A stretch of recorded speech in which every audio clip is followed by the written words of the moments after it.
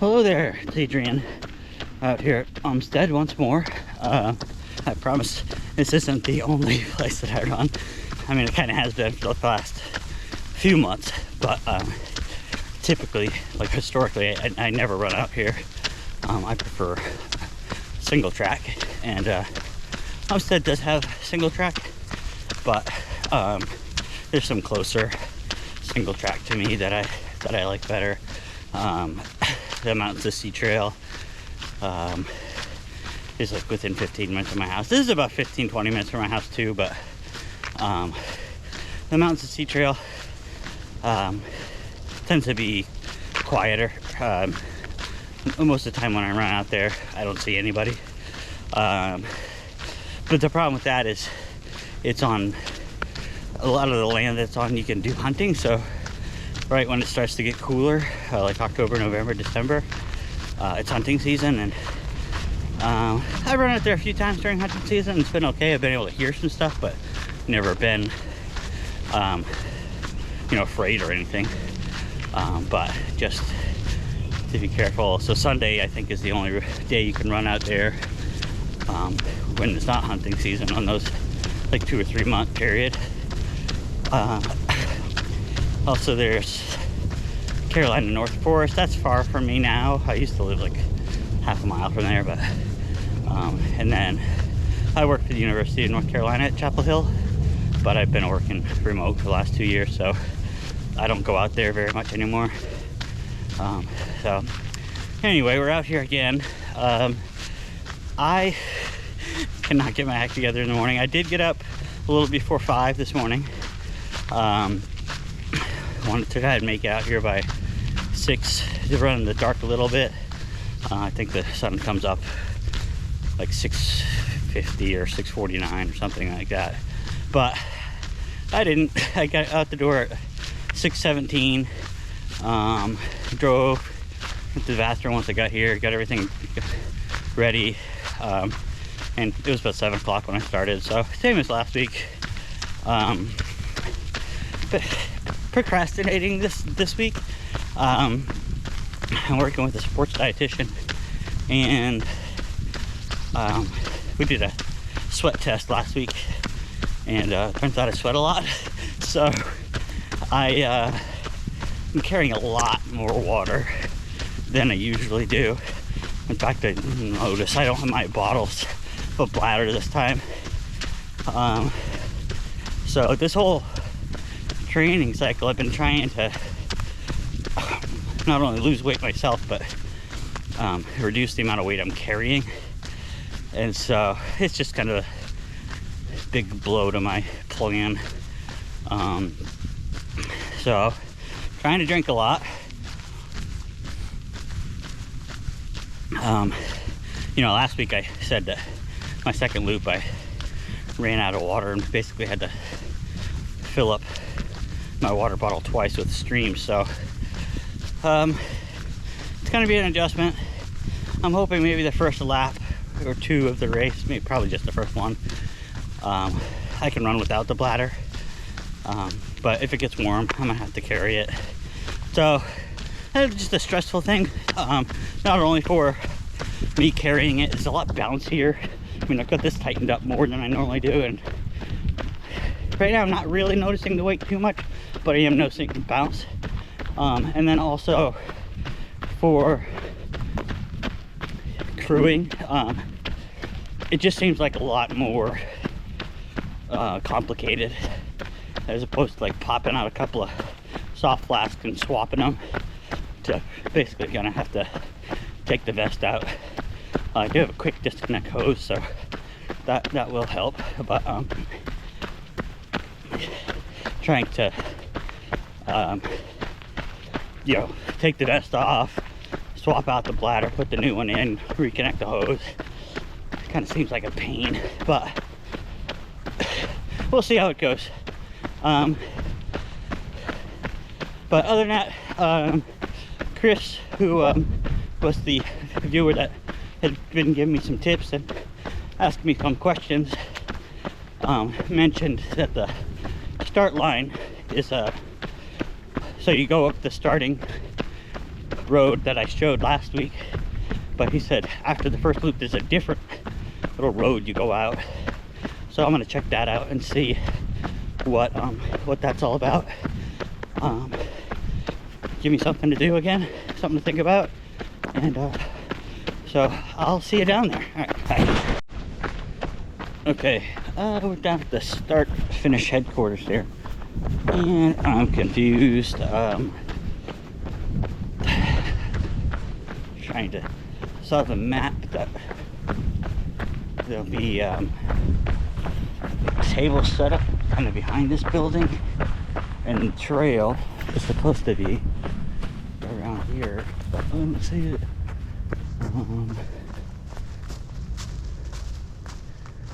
But I think the trail is in front of the building. So I'll show you. It's actually a lot of pine needles. So it kind of took me a minute to even see this trail.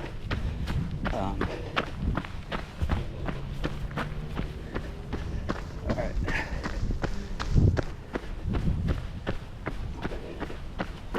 So I think this is it. Yeah. I think Chris had mentioned like these wooden steps. And on the map, I think there's over here somewhere will be the volunteer pacers.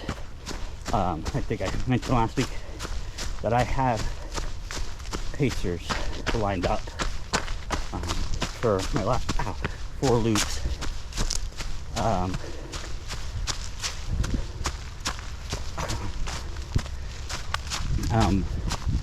And then I have to, alright, I'm just gonna go back this way because, well, alright, there's the other trail that I was looking for. So, it is there. It's just hard to see, everything's overgrown. Yeah, I'm glad Chris mentioned this because I haven't gone this way before.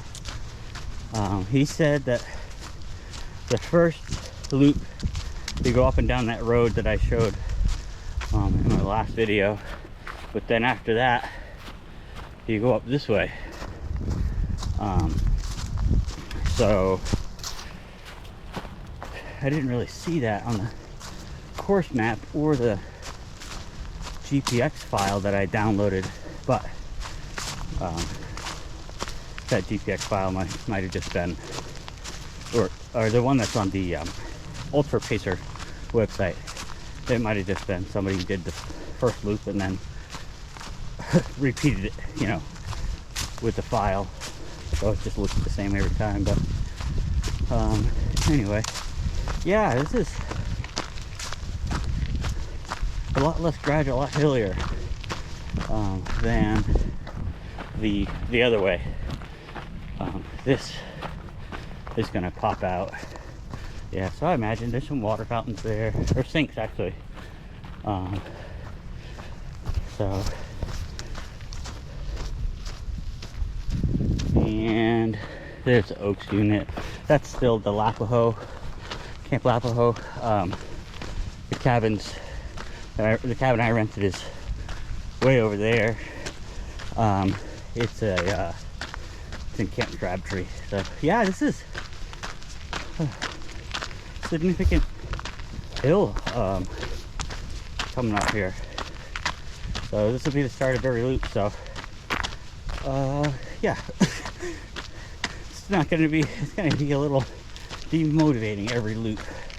So, and I guess you also come down this, because in other race footage I've seen people going up and down those steps when they're coming in from a loop.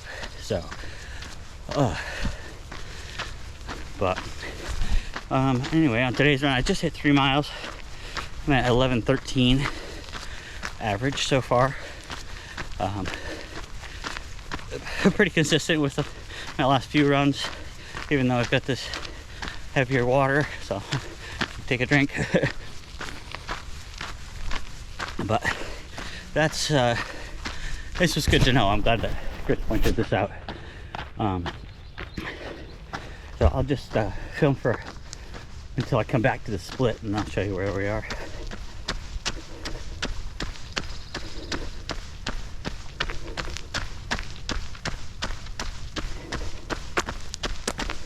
Oh, I just saw a deer. I don't know if you guys saw it. It was up at the intersection.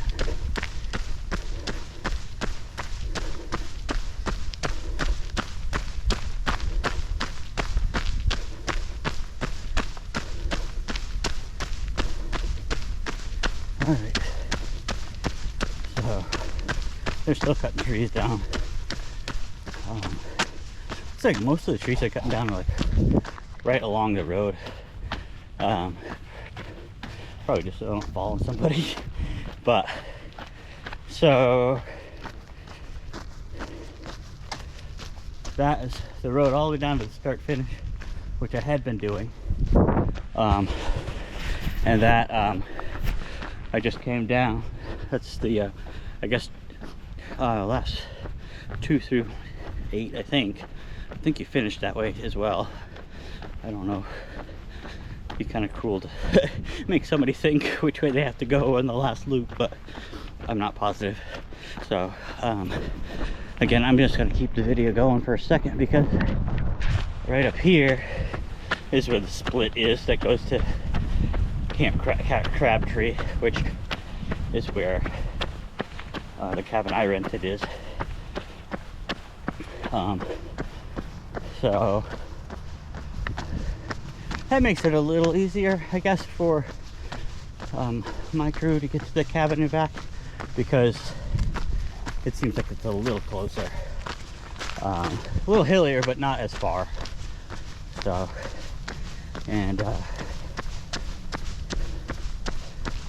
here's the split. That's Crabtree that way, and there's the start finish and everything. Okay, it's low 40s, but it feels super humid. I'm already sweating just my arms. I didn't want to wear a full jacket, but I didn't even want to wear this jacket. But when I started, it was a little chilly. I have that really thin long sleeve shirt underneath this, so I don't know, maybe the second loop I'll take that off. So all right, I'll check in a bit. Thanks. Okay, I just hit mile 16. I am just starting out my second 15-mile loop, and my first loop was 10:30 pace, but I spent 8 minutes at my aid station, so that dropped my average down to 11-minute pace, which is still quicker than I have been. We'll see if it comes back to get me in the end, but I guess I've got hydration frustration. So I said earlier that I switched to the bladder because I wasn't taking in as much fluids as I was supposed to. I'm supposed to be taking like 25 ounces an hour, which seems like a ton, but and I was doing I don't know, 10 or 12 or something, probably 12. But anyway, so I switched this bladder, which I wasn't thrilled about because it's heavier, the weight's on the back, it's going to be harder to swap it out at aid stations, but I was like, well, let me get a shot. And as far as weight goes, it's been fine. It is a little, you have to get used to like the weight being in the back, and like as you drink it down, it kind of, you can feel it moving on your back. That's been okay with 2 layers. I don't know if that would cause chafing, so I was just wearing a t-shirt. But the frustration comes when I get to the truck to do my aid station swap out. I pulled the bladder out. I felt like I was drinking a lot. I pulled the bladder out, and I only really drank 600 milliliters, or just over one bottle. My bottles are 500 milliliters. So I drank one and a little bit of the second one. So I guess I just gotta practice drinking more. Partly I'm not used to yet, like, telling how much is in there. I can't really, when I do this to my chest on the water bottles and look down, I can kind of tell what's in there. But this, I just can't tell how much is in there. And also, like, I don't know, I feel like I carry all this extra weight and it didn't do me any good. So I've got another 20 miler tomorrow. I'm gonna try to run outside. We'll see how I feel. A lot of times on my second long run, I just like to do it on the treadmill because I just have a table next to my treadmill and I just put all my stuff that I need there, and I don't have to carry anything, and I guess it's kind of cheating that way, but it might be worth practicing with this some more, because I definitely want to be hydrated, but on the other hand, I don't want to carry a bunch of extra weight if I'm not using it. So and I'll also have aid stations that I can fill up a handheld or something. So we'll see, just trying it out. I was hoping that I was going through more water, but apparently I wasn't. So I'll try and focus on that. So I just kept the same. I just put this one back in because I still had 14 milliliters, which is equivalent of almost 3 water bottles. So I was like, you know, rather than stick a full one in there, just stay with this one and, I don't know, see if I can get through the rest of it on this second loop, which will probably be a little slower, but we'll see what happens. All right, see you in a bit. All right, I'm at 23, just past 23. I just brought the camera out because I'm climbing up a hill, and I don't know, they might be too far away, but I think they're big old birds. I don't know if they're turkeys or pheasants or, we have a lot of turkey vultures around here, which kind of look like turkeys, but they're pretty scary. So anyway, I just thought that was interesting. I haven't seen that out here in a while. Okay, well, since I turned the camera on, 23. I dropped down from 11. I'm down at 10:49 pace. Just trying to, I got less than 7 to go. So we'll see. The next couple of miles are hilly. I mean, within the next like 3 miles there's like the hilly miles, but I don't expect my pace to drop too much. So all right, see you at the end. Hey there. So I'm gonna wind up ending this video a little differently. I finished the 30 miler today, and when I got back to the truck, I was pretty cold. I mean, not while I was running, but after I changed my clothes and was getting ready to film, I was pretty cold. It was kind of drizzling a little bit, and my there's a guy who had just finished his bike ride who was hanging out in his, sitting on his tailgate of his SUV, right next to where I was. So I'm still not at the point where I'm that comfortable. Like when I'm running, I don't mind filming as people pass by, but like just sitting there giving a monologue like right next to somebody, I'm still not that comfortable doing that. So so it's 10:59 at night. So I came home, and Margaret was here, or got here like shortly after I got here. So we just kind of each took our own naps and ate and stuff like that. So I was gonna finish the video here, and this is I just thought, because I mentioned it in one of the clips earlier, about running on the treadmill, I thought that I would just come in to this room, which a lot of people would call like their pain cave. I don't really like, I mean, I don't mind that term. I personally don't feel that way about this room. As far as like, I actually like running on the treadmill. I'm a New Hampshire boy, and I live in North Carolina, and I have a really hard time running outside in the summertime. So I actually prefer running in here.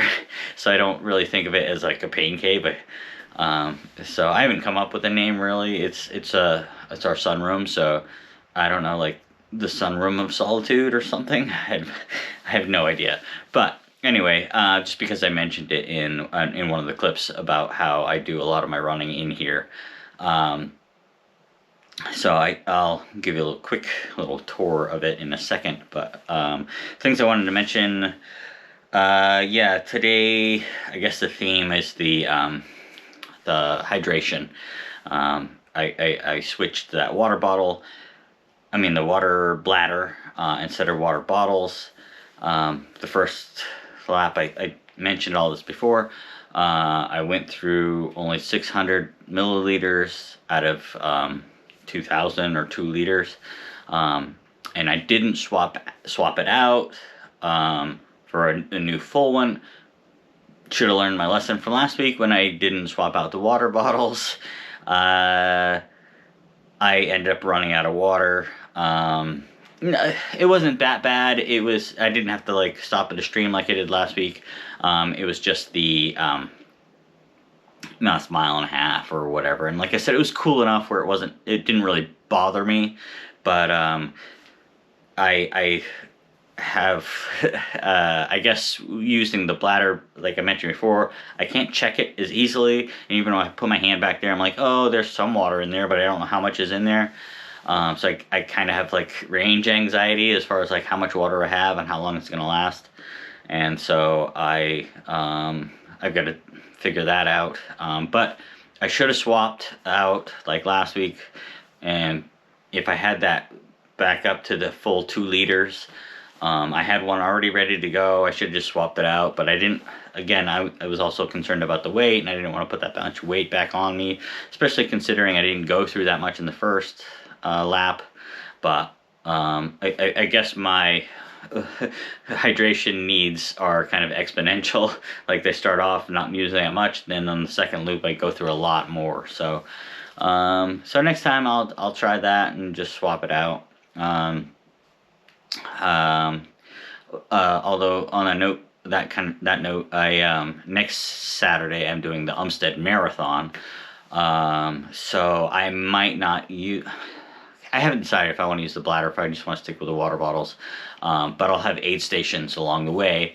But I won't have my aid station where I can just swap out the bladders. I don't really think I have a drop bag next week, so I've got to decide that whether I'm going to use water bottles or I'm going to use that bladder and just try to make it work and last as long as possible and supplement that with aid stations along the way.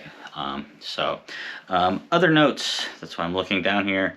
I wanted to thank Chris again for his tips on the race in general. He's been great.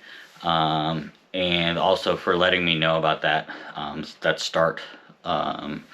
You come through and well, when you start, you go up that one path, but then every time you come down, and after looking at some other race footage from other people, just knowing that you come down that other way and have to go back out that way, which is a little steeper, it's just good to know, good to have for a plan. Oh, and so one of the last clips I did, I said I think it was when I tried to show the turkeys. I'll try to highlight that if I can figure out how to do that in the video. When I watched the footage just a few minutes ago, you can't really see them, but I'll try to like circle them or whatever. But I was at 10:49 pace. I did end up the whole run. I had a 30-mile PR, which I guess is a thing. It wasn't quite 50K, and I thought about going for 50. Keep going till hit 50K to see if I get a 50K PR, but I figured that wasn't really that much that wasn't really necessary. But I did run a 30-mile PR, and I ended it at 10:50 pace. So from that 23-mile mark to the rest, basically essentially the same pace. So okay, so just quickly, I just wanted to show you what my setup here was. So these are Margaret's medals, and our friend Ellen, who used to be our roommate, made that for Margaret for one of her races. And so just some of her medals, and those are my medals. That's my Trails Equal Joy sign, which I found in the woods. It was laying on the ground. I think it used to be like strung up on a tree, but it was just laying there, so I got it. And my mother made that for me out of something we saw online. Most of this stuff is all running stuff. The only thing that's not is like my vintage motorcycle engine that I've got to rebuild. But anyway, yeah, this is I have a treadmill, incline treadmill. It goes up to 40% grade and down to -6% grade. So I just got this in like October, and I run it all the time. Like I mentioned before, I don't like running outside in the heat. It's just uncomfortable, so I just don't enjoy it. Air conditioning. These are up here because it's starting to get warmer, and I've got to put curtains up here, but the sun is like over here on this side of the house throughout the whole day, so it just really heats this up. So I just temporarily did that to try to not get it to heat up so much in here. And this is the table that I said that my own aid station. When I do my run tomorrow, this will be loaded up with like hydration and goos and gels and snacks and all sorts of stuff. And then this is where I have all my hydration packs and my I don't have my Lucky poles up here, but all of my poles for like ultras. And then over here is where I have, more water bottles, snacks, all the gels and goos and stuff you can think of, a lot of hydration stuff, Tailwind, Scratch, and also some camping stuff. So alright, I think that was all I wanted to talk about, all I wanted to go over. But yeah, I just wanted to, because I mentioned this earlier, I just wanted to finish out the video here and not leave it open-ended. So alright, well, I hope you enjoyed the video, and we're getting close. I think 5 weeks from today is the Umstead 100 mile ultra marathon. So we're getting there. I feel like I'm doing okay with my training. Again, I've never done this before, so but as far as like, I ran 30 miles today, and my hamstrings are a little sore, but other than that, I feel good. So I think it's going well, and we'll see what happens. Alright, well, I'll check in either later this week. I still got to do a couple of gear reviews. None of this is like sponsored or whatever. Just things that I've gotten recently that have worked out, that I know are kind of newer, that people might be interested in. So I feel like I should talk about that. Again, this is all for fun for me, so I just try to think of things to film. Maybe eventually I'll get a little bit more, dialed in as far as like making the videos. I don't know if they'll ever be professional, but like as I do it, I'll put more and more into it, and like learn more skills, and make them fancier. But for now, it's just, I've been thinking about doing this kind of thing for a long time, and just figured let's throw some stuff out there and see what happens, and see if I like it, and see if anybody else likes it. But alright, well, I will talk to you soon. Alright, thank you so much. Bye.